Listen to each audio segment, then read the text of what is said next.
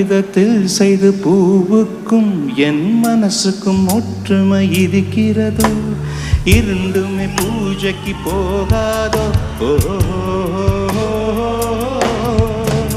பூமிக்குள் இருக்கின்ற நெருப்புக்கும் என் ஆசைக்கு சம்பந்தம் இருக்கிறதோ, இரண்டுமே வெளிவரை முடியாதோ.